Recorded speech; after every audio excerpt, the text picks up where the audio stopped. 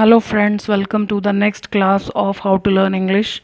आज हम फिर एरर्स देखने जा रहे हैं। So let us start with the first sentence. We shall ask them. हम उनसे पूछेंगे। क्या पूछेंगे? तो जो क्या का जवाब है वो कभी भी क्वेश्चन की फॉर्म में नहीं होता। ये हम बहुत बार सीख चुके हैं। और अगर स्टार्टिंग वाली क्लॉज यानी फर्स्ट पार्ट जो सेंटेंस का है, अगर वो पास्ट में हो या फ्यूचर में हो तो हम यहाँ पर कोई भी टेंस यूज़ कर सकते हैं। So we shall ask them, हम उनसे पूछेंगे why had they left the city. Why they had left, ये दे इधर आना चाहिए और हैड इधर आना चाहिए कि वो शहर को छोड़कर क्यों चले गए थे। Neither India is developed nor is Nepal. Neither nor में क्या होता है कि या तो हमारे पास सब्जेक्ट दो होते हैं या वर्ब्स दो होते हैं। यहाँ पर दो सब्जेक्ट हैं, दो कंट्रीज़ की बात हो रही है, तो सब्जेक्ट हमेशा स्टार्टिंग में आता है। तो neither India nor Nepal is developed. ना तो इंडिया और ना ही नेपाल एक डेवलप्ड कंट्री है। She is too lenient. Lenient होता है जो स्ट्रिक्ट नहीं है, सख्त नहीं है, कठोर नहीं है। She is too lenient to be hurt anybody. वो इतनी ज़्यादा कोमल है कि वो किसी का दिल नहीं दुखा सकती है। जब यहाँ पर TOO के बाद एडजेक्टिव आता है तो इस इन्फिनेटिव टू प्लस का मीनिंग हमेशा नेगेटिव होता है। यहाँ पर ये काम कर भी इसी ने करना है, तो ये पैसिव वॉइस नहीं होना चाहिए, यहाँ पर बी नहीं आना चाहिए। हर्ट की तीनों फॉर्म्स यही होती हैं, लेकिन अब ये टू के बाद ये फर्स्ट फॉर्म ही है। So she is too lenient to hurt anybody means she is so lenient that she can not hurt anybody. We heard your name. हमने सुना तुम्हारा नाम अनाउंस करते हुए।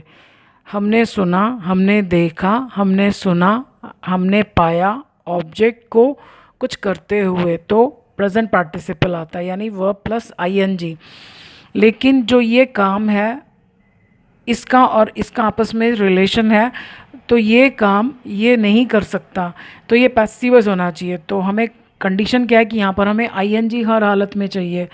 सो we heard your name being announced. हमने तुम्हारे नाम को अनाउंस होते हुए सुना। Will he has finished his work by tomorrow. Future perfect, क्या वह कल शाम तक अपना काम ख़त्म कर चुका होगा। वैसे तो ही के साथ हैज़ आता है, लेकिन फ्यूचर में और मॉडल्स जितने भी हैं can, could, may, might, shall, should, will, would, सबके बाद हैव आता है। So will he have finished his work by tomorrow. You are not my well wisher from the school days, यानी तुम स्कूल के दिनों से ही मेरे वेल विशर नहीं हो। तो जब टाइम के साथ से आता है तो वो हमेशा परफेक्ट कॉन्टीन्यूस होता है। सो यू, अब ये परफेक्ट कॉन्टीन्यूस तो है, लेकिन क्योंकि हिंदी में रहा नहीं आ रहा तो इंग्लिश में भी ING नहीं आएगा, ये परफेक्ट में बनेगा। तो वर्ब ये है, इसके बिना बनेगा नहीं, तो इसकी तो हम करेंगे थर्ड फॉर्म और हैव लगाएंगे, तो ये हो जाएगा you have not been my well wisher since. इस टेंस में फ्रॉम तो यूज़ ही नहीं होता, या तो सिंस यूज़ होता है या फॉर यूज़ होता है। फॉर आता है जब संख्या बताई जाती है, 2 दिन, 2 घंटे, 2 महीने, 2 साल। अगर संख्या नहीं बताई जा रही तो सिंस, तो यहाँ पर संख्या नहीं बताई जा रही, so since the school days. कुछ लोगों को वीडियोस ढूंढने में मुश्किल होती हैं, तो आप केवल नाम टाइप कीजिए रोज़ी विट्टल, क्योंकि हाउ टू लर्न इंग्लिश से बहुत सारे चैनल्स हैं। सो आप केवल ये टाइप करेंगे ना रोज़ी विट्टल, तो आपके सामने जितनी भी वीडियोस अपलोड हुई हैं वो सारी आ जाएंगी। I am a graduate and so is you. मैं ग्रेजुएट हूँ और तुम भी तो हो। एंड सो आर यू, ये मोस्टली स्पोकन में यूज़ होते हैं, जैसे आधा सेंटेंस किसी और ने बोला और आधा किसी और ने बोला। जैसे किसी ने हमें कहा कि तुम नौकरी कर लो क्योंकि तुम तो ग्रेजुएट हो, तो हम कहते हैं तुम भी तो हो। उसने हमें कहा यू आर अ ग्रेजुएट, तो हम कहते हैं एंड सो आर यू। तो ये जो एंड सो के बाद वाला जो है ना, वो क्वेश्चन की फॉर्म में होना चाहिए और केवल सब्जेक्ट और हेल्पिंग वर्ब, तो इसमें खैर काम ही कुछ नहीं हो रहा। And so are you. Not being sharp the knife she could not cut the vegetable. ये हम बहुत बार सीख चुके हैं कि स्टार्टिंग में जब ING आए means there is a group of words followed by a comma, तो पहले हमेशा सेकेंड पार्ट को पढ़िए और इससे पूछिए क्यों, तो ये क्यों का जवाब होता है। She could not cut the vegetable, वो वेजिटेबल नहीं काट सकी, क्यों? क्योंकि चाकू तेज़ नहीं था। तो पहले हम इसको सिंपल ही बनाते हैं कि चाकू तेज़ नहीं था, because the knife was not sharp. तो यानी नाइफ को स्टार्टिंग में आना चाहिए, क्योंकि इधर नाइफ की बात नहीं हो रही। अगर इधर भी नाइफ की बात हो रही तो हम सीधा वर्ब से शुरू करते, लेकिन इधर सब्जेक्ट शी है और इधर सब्जेक्ट नाइफ है, तो यहाँ पर ही आना चाहिए the knife not being sharp. ये नॉट यहीं रहेगा। The knife not being sharp, चाकू तेज़ नहीं होने के कारण she could not cut the vegetable. Hardly had we cross, had के बाद हमेशा थर्ड फॉर्म आती है। अभी मुश्किल से हमने सड़क पार की ही थी। When a car splashed some mud, splash होता है किसी लिक्विड को या कीचड़ को जैसे उछाल देना छपाक की आवाज़ के साथ। तो जैसे कार अगर तेज़ स्पीड में चल रही हो और कीचड़ में से निकले तो वो आवाज़ करते हुए कीचड़ को उछाल देती है। So hardly had we crossed the road when a car splashed some mud, कीचड़। अब हम लोग जो ड्राइविंग करते हैं बारिश के मौसम में, चाहे 2 व्हीलर हो या 4 व्हीलर हो, जहाँ पानी इकट्ठा हो वहाँ गाड़ी धीरे चलानी चाहिए। सारी छींटें आसपास के लोगों पर पड़ती हैं। कुछ लोगों को तो मैंने देखा ध्यान रखते हैं, लेकिन ज़्यादातर लोग ध्यान नहीं देते हैं। तो हमको ध्यान रखना चाहिए कि हमारी वजह से किसी को परेशानी ना हो। बट फॉर द रेन, ये कंडीशनल टाइप थर्ड है। इसका मीनिंग हमेशा नहीं में होता है और पास्ट की बात करता है कि अगर पास्ट में उस दिन बारिश नहीं होती तो I would be in the party. अब वैसे ये ठीक भी हो सकता है, अगर हम आज की बात करें कि आज मैं पार्टी में होता, अभी होता, तब तो ठीक है।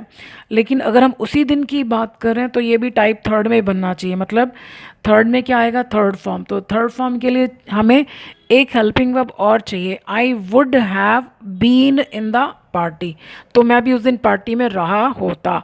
और अगर हम आज और अभी की बात करें कि आज मैं अभी पार्टी में होता, अगर थोड़ी देर पहले जो बारिश हुई है वो नहीं हुई होती तो ये ठीक हो सकता है। बट क्योंकि हमें यहाँ पर टाइम का कुछ ऐसा हिंट नहीं दिया हुआ, तो हम ये मानकर चलते हैं कि हमें यहाँ भी पास्ट की ही बात करनी है। तो I would have been in the party. So easy were the marks, इतने आसान थे मार्क्स। ओहो हो, गलत लिख दिया, यहाँ पर आना चाहिए क्वेश्चंस।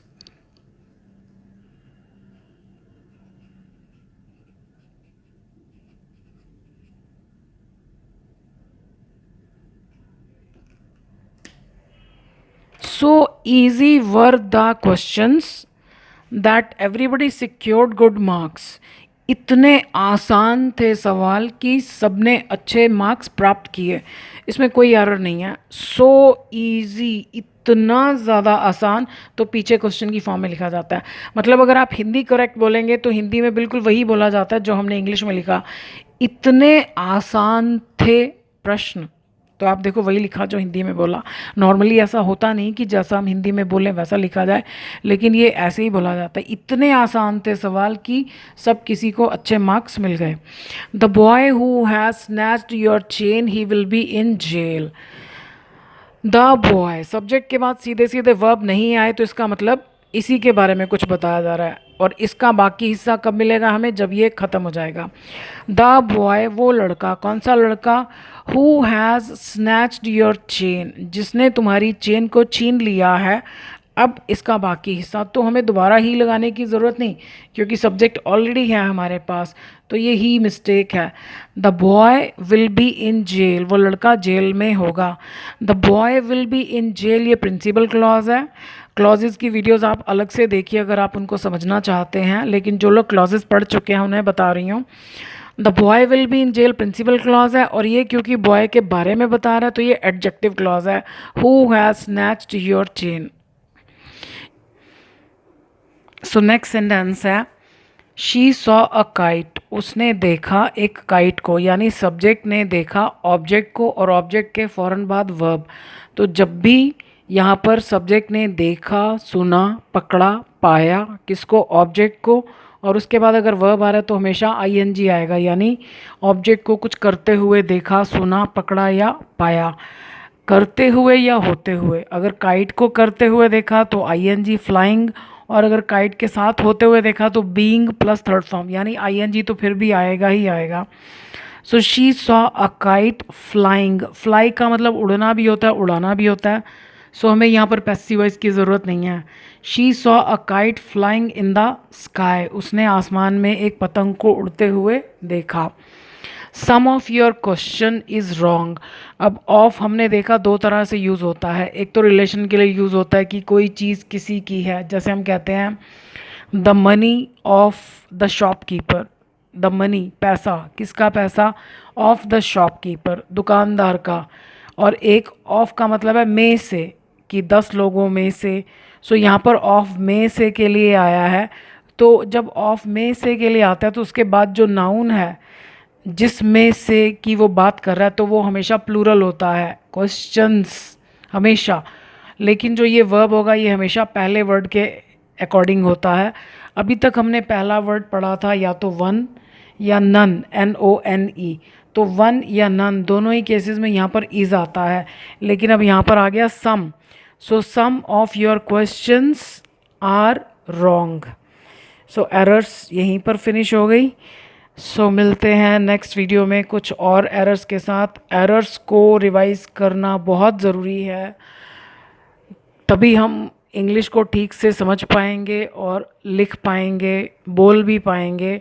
जहाँ तक बोलने की प्रॉब्लम है तो आप ऐसा कर सकते हैं, जैसे मैं आपको रूल्स वगैरह बता रही हूँ, तो आपस में आपके आसपास कोई हो जो रूल्स जानते हो या आप ही की तरह जिन्होंने सीखा हो, तो आप आपस में प्रैक्टिस कर सकते हो। भले ही स्टार्टिंग में आपको थोड़ी हेजिटेशन होगी, लेकिन धीरे धीरे आप सीख सकते हो। So I wish you all the best. Thank you for watching this video.